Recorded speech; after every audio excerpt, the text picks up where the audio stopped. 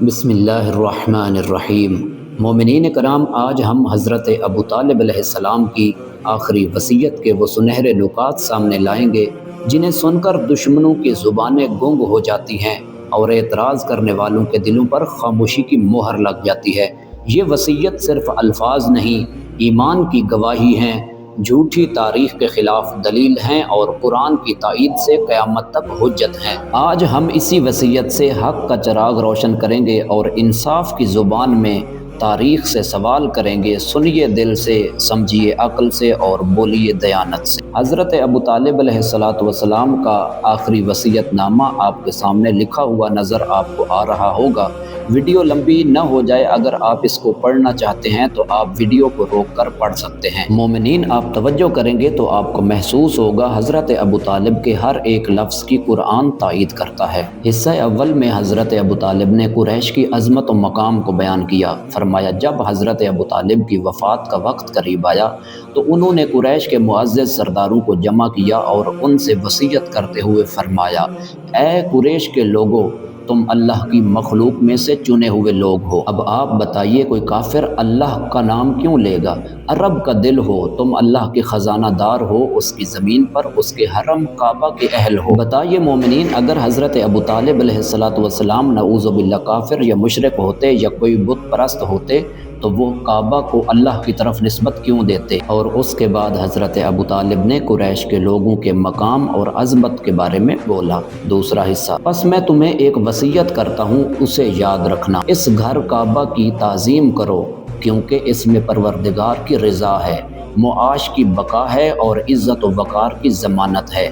بقیہ حصہ میں فرمایا، اپنے رشتہ داروں سے صلہ رحمی کرو، والدین کی عزت کرو، ظلم اور بغاوت سے بچو، دعوت دینے والے کی دعوت کو قبول کرو، مانگنے والے کو عطا کرو اور جھگڑا مت کرو، کیونکہ اس میں خاص کے لیے محبت اور عام کے لیے عزت ہے اور خاندان کے لیے قوت ہے۔ اس طرح کے اخلاقیات پر حضرت ابو طالب علیہ السلام نے بیان دی۔ تیسرے حصے میں فرمایا، رسول اللہ کی وصیت کی، اور میں تمہیں محمد کے بارے میں وصیت کرتا ہوں خیر کے ساتھ۔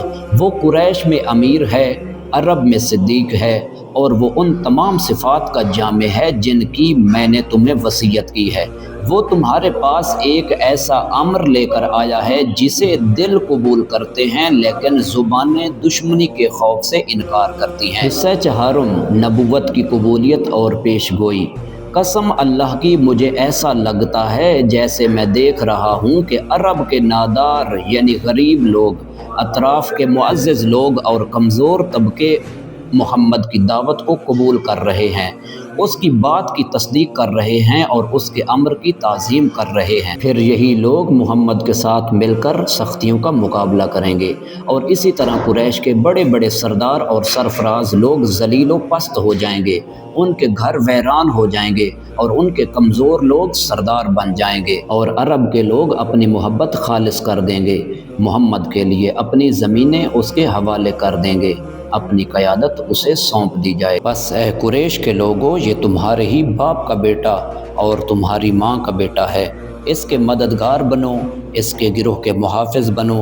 قسم ہے اللہ کی، جو بھی اس کے راستے پر چلے گا ہدایت پائے گا اور جو بھی اس کی ہدایت کو تھامے گا کامیاب ہوگا، اور اگر میری زندگی کی مدت کچھ اور ہوتی اور میری موت میں تاخیر ہوتی تو میں خود ہی محمد کی طرف آنے والی تمام مشکلات کو ختم کرتا اور مصیبتوں کو محمد سے دور کرتا، مگر اب میں اس کی شہادت کی گواہی دیتا ہوں، یعنی کلمہ پڑھتا ہوں اور محمد کی بات کو عظمت کے ساتھ تسلیم کرتا ہوں۔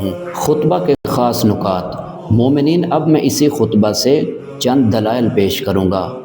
کعبہ اور دین کی تعظیم۔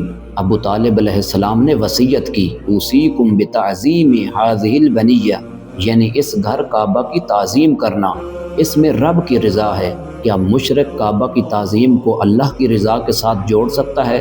مشرک تو کعبہ کو بتوں کا گھر سمجھتا تھا، مگر ابو طالب نے کہا، میں تمہیں کعبہ کی تعظیم کی وصیت کرتا ہوں کیونکہ اس میں اللہ کی رضا ہے۔ یہ جملہ صاف بتا رہا ہے کہ ان کا عقیدہ شرک نہیں توحید تھا۔ اگر ایمان نہ ہوتا تو کیا کہتے؟ مشرکین کی طرح بتوں کی سفارش مانگتے، کہتے میں لات اور عزا کو چھوڑ کر نہیں جا سکتا، اپنے خاندان کو کہتے محمد کی باتوں میں نہ آنا، یہ محمد ہمارے بتوں کے خلاف ہے، بلکہ وصیت کرتے کہ قریش کے رسم و رواج کو مضبوط پکڑ لو، نہ کہ محمد کے دین کو۔ لیکن ابو طالب نے کیا کہا؟ فواللہ من اتبعہ اہتدی ومن نصرہ سعدا، خدا کی قسم جو محمد کی پیروی کرے گا وہ ہدایت پائے گا، اور جو ان کی نصرت کرے گا وہ کامیاب ہوگا۔ یعنی اس وصیت میں ہدایت اور کامیابی کا معیار بتایا۔ ابو طالب نے فرمایا من اتبعہ اہتدی ومن نصرہ سعد، جو محمد کی پیروی کرے گا وہ ہدایت پائے گا، اور جو ان کی نصرت کرے گا وہ کامیاب ہوگا۔ اگر حضرت ابو طالب علیہ السلام ایمان نہ رکھتے تو کہتے جو ہمارے بتوں کے ساتھ رہے گا وہ کامیاب ہے، مگر سنو انہوں نے کیا کہا؟ فرمایا جو محمد کی پیروی کرے گا وہ ہدایت پائے گا، اور جو محمد کی نصرت کرے گا وہی کامیاب ہوگا۔ یہ الفاظ دشمن کے منہ پر تالا ہیں، کیونکہ غیر مومن محمد کی پیروی کی ہدایت نہیں کر سکتا۔ اگر ایمان نہ ہوتا تو نصیحت کیا کرتے؟ کہتے میری موت کے بعد قریش کی طاقت کو بچاؤ، بنو امیہ اور بنو مغیرہ سے سمجھوتا کرو تاکہ لڑائی نہ ہو، اپنے قبیلے کے مفاد کو دین پر ترجیح دو۔ لیکن ابو طالب علیہ السلام نے فرمایا کونوا لہ ولاۃ وحماۃ، محمد کے ولی اور محافظ بن جانا۔ آخری وقت میں حضرت ابو طالب نے محمد کی وصیت کی۔ ابو طالب نے کہا کونوا لہ ولاۃ وحماۃ، یعنی محمد کے ولی اور محافظ بننا۔ اگر ایمان نہ ہوتا تو وصیت قریشی سرداری پر کرتے۔ ذرا سوچئے، ایک باپ اپنی اولاد کو ہمیشہ وہی وصیت کرتا ہے جسے وہ اپنی نجات سمجھتا ہے۔ اگر حضرت ابو طالب مومن نہ ہوتے تو اپنے بچوں کو قبیلہ قریش کی سرداری کا حکم دیتے، لیکن انہوں نے کہا، فرمایا محمد کے ولی اور محافظ بن جانا۔ یہ الفاظ اعلان ہیں کہ ابو طالب کا عقیدہ محمد ہی کے دین کے ساتھ تھا۔ ابو طالب علیہ السلام نے فرمایا کہ ایک دن یہی غریب اور مستضعفین یعنی کمزور لوگ محمد کی دعوت قبول کریں گے اور قریش کے سردار ذلیل ہو جائیں گے۔ غور کرو، مشرک کبھی یہ پیشین گوئی نہیں کرتا کہ بت ٹوٹ جائیں گے، سردار ذلیل ہوں گے، محمد کے غریب پیروکار کامیاب ہوں گے۔ یہ صرف وہی کہہ سکتا جو محمد کے دین پر ایمان رکھتا ہو۔ حضرت ابو طالب علیہ السلام نے اپنی زندگی کے آخری لمحات میں یہی پیشین گوئی کی جو آج کے دور تک حقیقت ہے، اور مومنین کوئی کافر یا مشرک یہ الفاظ کیسے کہہ سکتا ہے؟ اگر میری زندگی میں کچھ مہلت باقی ہوتی اور میری موت میں کچھ تاخیر ہوتی تو میں محمد کے لیے تمام مصیبتوں کا خاتمہ کرتا اور ان سے ہر بلا کو دور کرتا، لیکن اب میں گواہی دیتا ہوں یعنی کلمہ پڑھتا ہوں اور محمد کے قول کو عظمت دیتا ہوں۔ مومنین، محسن عباس قمی کو دیجیے اجازت۔ ویڈیو اچھی لگی ہو تو چینل نور کربلا کو سبسکرائب کریں، شیئر کریں، لائک کریں اور کومنٹس میں سوال کریں۔ اللہ حافظ۔